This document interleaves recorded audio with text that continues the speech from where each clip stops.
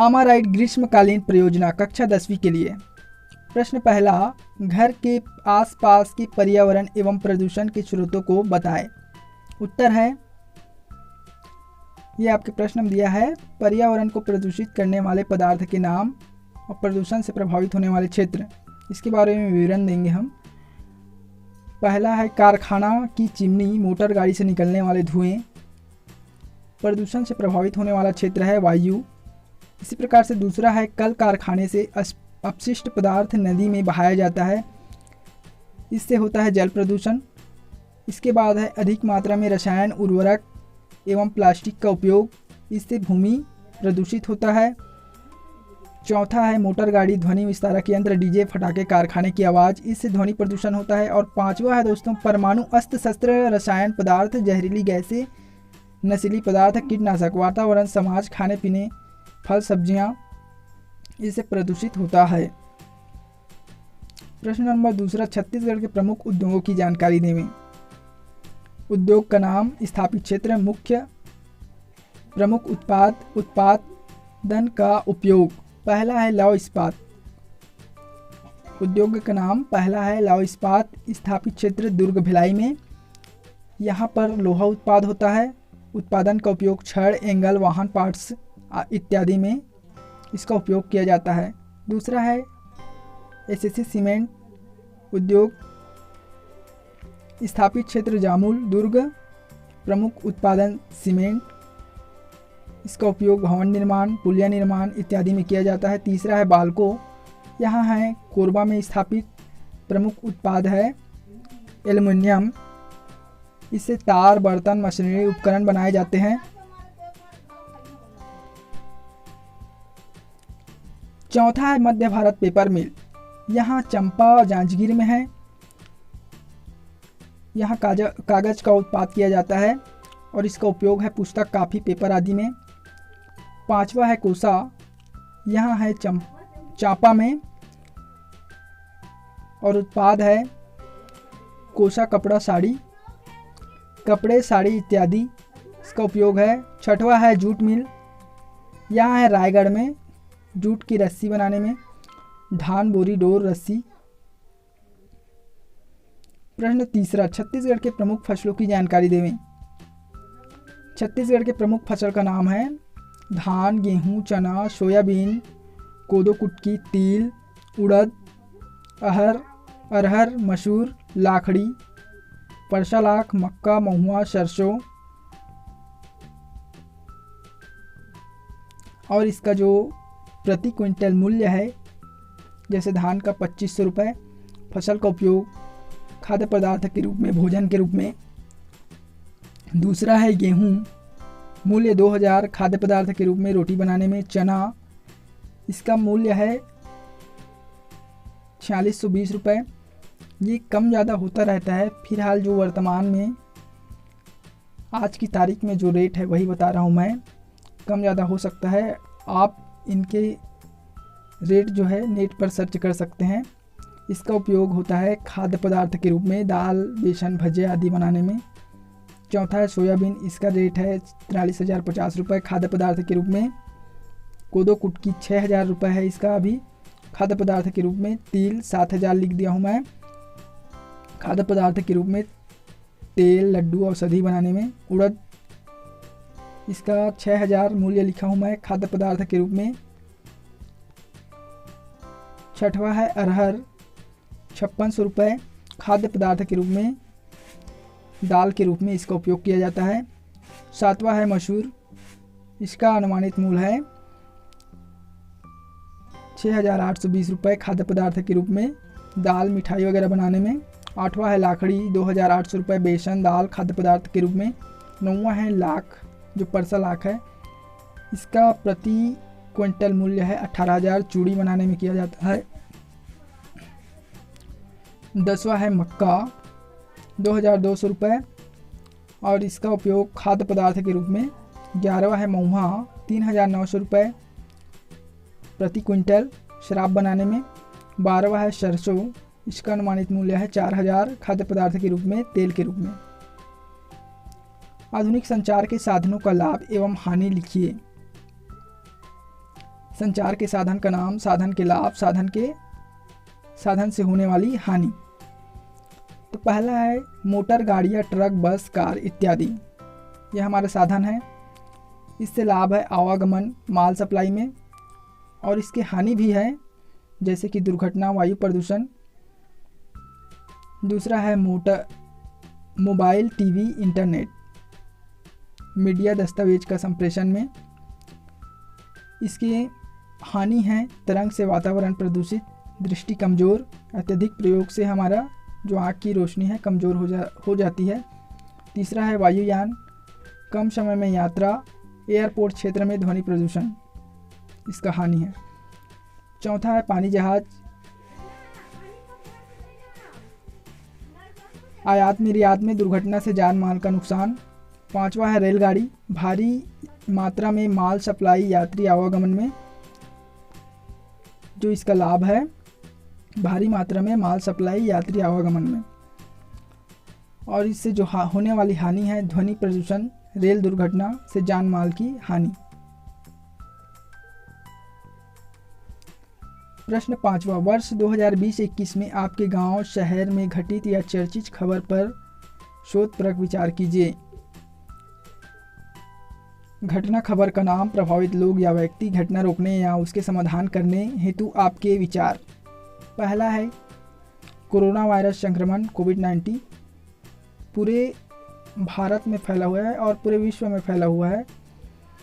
हम छत्तीसगढ़ के रहने वाले हैं, तो पूरा छत्तीसगढ़ के अधिकांश गांव इस प्रकार से लिखेंगे। और घटना रोकने या उसके समाधान करने हेतु आपके विचार। पूरी तरह से 100% लॉकडाउन, सोशल डिस्टेंस का पालन, मास्क का उपयोग, यात्रा एवं विभिन्न प्रकार के समारोह पर रोक, आवश्यक सामानों की घर पहुंच सुविधा।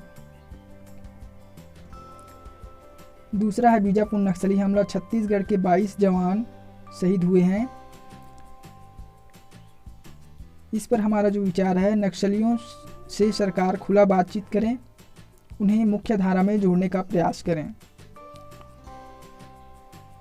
तीसरा है चक्रवात तूफान, रायगढ़ अंबिकापुर क्षेत्र में, घर से बाहर न निकले, घर पर सभी लोग रहें।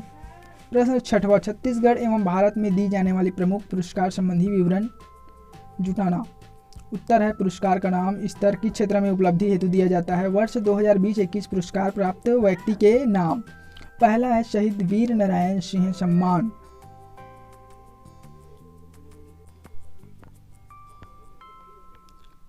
दूसरा पुरस्कार है गुंडाधुर सम्मान। स्तर है छत्तीसगढ़, किस क्षेत्र में उपलब्धि हेतु दिया जाता है, तो ये खेल के क्षेत्र में दिया जाता है। वर्ष 2020-21 में पुरस्कार प्राप्त करने वाले व्यक्ति के नाम, आकर्षी कश्यप। तीसरा मिनी माता सम्मान, ये छत्तीसगढ़ स्तर पर दिया जाता है। महिला उद्यान जागृति क्षेत्र में उपलब्धि के लिए दिया जाता है। वर्ष 2020-21 में शाहाना कुरैशी को दिया गया है।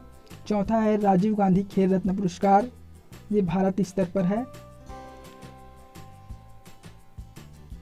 किस क्षेत्र में उपलब्धि हेतु दिया जाता है, तो ये खेल क्रिकेट के क्षेत्र में दिया जाता है और ये 2021 में रोहित शर्मा को दिया गया है।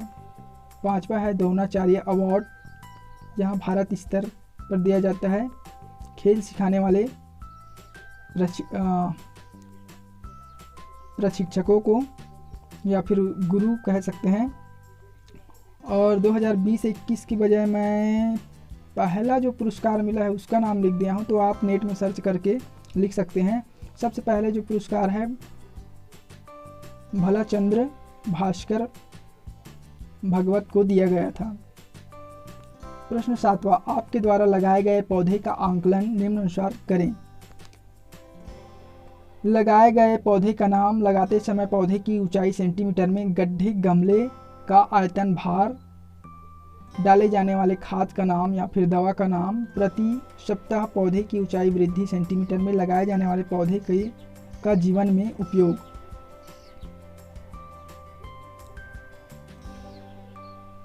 यहाँ पर आपके घर में जो भी पौधे लगाए होंगे उनका नाम लिखना है, और लगाते समय या फिर जो पहले से लगा हुआ है कितना ऊंचा है आप फीट में लिख सकते हैं या फिर सेंटीमीटर में।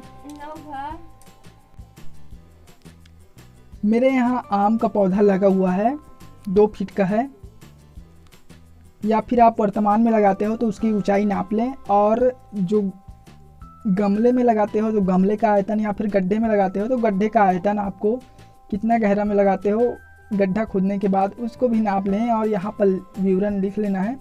और डाले जाने वाला खाद का नाम या फिर दवा जो भी आप डालते हो उसके साथ में, जैसे मैं गोबर खाद मिट्टी डाला हूँ।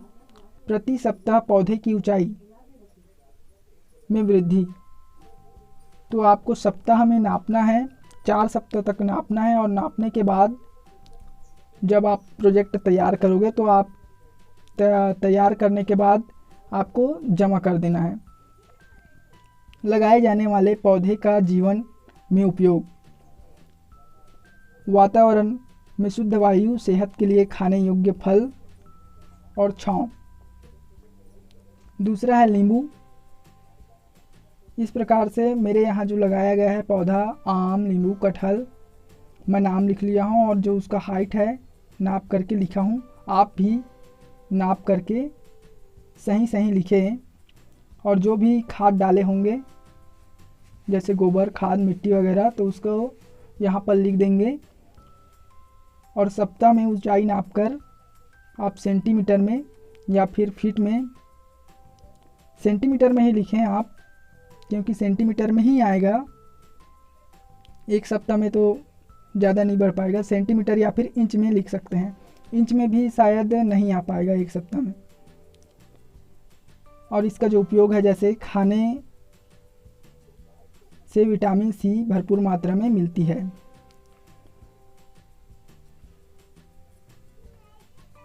इसके बाद है दोस्तों प्रश्न 8वां, प्रत्येक छात्र अपने घर, बाड़ी, अन्य क्षेत्र में एक वृक्ष लगाकर फाइल में उसकी ऊंचाई सप्ताह में मापकर वृद्धि को सेंटीमीटर में अंकित करेंगे।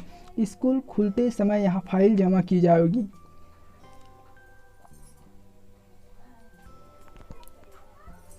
तो इस प्रकार से आप भी लिख सकते हैं, और ऊंचाई नाप करके आप अपना जो फाइल है परियोजना फाइल, प्रोजेक्ट फाइल अच्छे तैयार कर सकते हैं, चित्र वगैरह बना करके, और लंबाई सही नाप करके ही लिखना है आपको, ऐसा नहीं आप देख करके कुछ भी लिख दें। प्रश्न 9वां, छत्तीसगढ़ के लोक नृत्य प्रसिद्ध नर्तकों के नाम लिखिए। लोक नृत्य का नाम शुआ नृत्य, नर्तक का नाम है थिमरन सिंह। लोक नृत्य किस अवसर पर किया जाता है? दीपावली त्यौहार, गौरा गौरी। दूसरा है फाग नृत्य, नर्तक का नाम है खिलावन पटेल।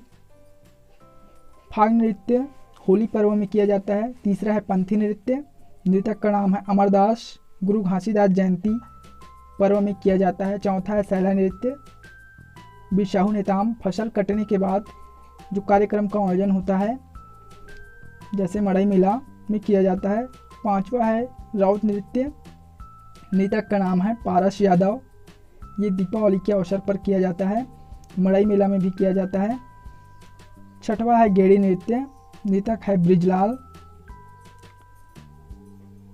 और यह जो है हरियाली पर्व में किया जाता है। 10वां प्रश्न है ऑक्सीमीटर क्या है? एक स्वस्थ व्यक्ति का ऑक्सीजन स्तर कितना होना चाहिए? उत्तर है शरीर के ऑक्सीजन लेवल की जांच करने के लिए जिस डिजिटल उपकरण का इस्तेमाल किया जाता है ऑक्सीमीटर कहते हैं। ऑक्सीमीटर को अंगूठा या फिर उंगली में चिपकाकर उसका पाठ्यांक मापन करते हैं। एक स्वस्थ व्यक्ति में ऑक्सीजन का स्तर 90-95 से 100 के बीच होना चाहिए। कोरोना महामारी पर 150 शब्दों में एक निबंध लिखें। कोरोना महामारी पर जो हम निबंध लिखे हैं, प्रस्तावना। विश्व स्वास्थ्य संगठन WHO के द्वारा कोरोना वायरस को महामारी घोषित किया गया है। यहाँ पहली बार नवंबर माह 2019 में चीन में देखा गया था। चीन का जो वुहान शहर है वहाँ पर देखा गया था। इसके बाद संक्रमण पूरी दुनिया में फैल गया। इस वायरस के कारण बहुत से लोगों की जान चली गई। इसके कारण देश की आर्थिक स्थिति कमज़ोर हो गई है कोरोना वायरस के कारण। इसके एक साल बाद 2021 में फिर से कोरोना वायरस का संक्रमण दूसरा लहर आ गया। कोरोना वायरस यहाँ एक संक्रामक विषाणु है जो एक व्यक्ति से दूसरे व्यक्ति में फैलता है। कोरोना वायरस के लक्षण हैं। वर्तमान में कोरोना वायरस के लक्षण सर्दी, बुखार, खांसी, जुकाम, स्वाद नहीं आना, सुगंध महसूस न होना, सांस लेने में तकलीफ, ऑक्सीजन स्तर कम हो जाना। कोरोना वायरस के बचाव के उपाय। कोरोना वायरस से बचने के लिए कोरोना वायरस से बचाव हेतु अपने हाथों को बार बार धोना चाहिए। एल्कोहल आधारित सैनिटाइजर का इस्तेमाल करना चाहिए। खांसते सीखते वक्त मुंह व नाक को रुमाल या फिर कपड़े से ढकना चाहिए। भीड़ भाड़ वाले इलाके में मास्क का उपयोग करना चाहिए। शरीर को स्वस्थ रखने के लिए ताज़े फल एवं सब्जियों का सेवन करना चाहिए। नियमित प्राणायाम, योग, एक्सरसाइज करना चाहिए। समय पर सोना चाहिए और प्रातः जल्दी उठना चाहिए। ईश्वर का ध्यान करना चाहिए। दोस्तों ध्यान अवश्य करें। ध्यान करने से आपकी जो दिमाग की शक्ति है बढ़ती है। तो आप ध्यान सुबह शाम जरूर करें, अति आवश्यक है ध्यान करना। दोस्तों वीडियो देखने के लिए बहुत बहुत धन्यवाद।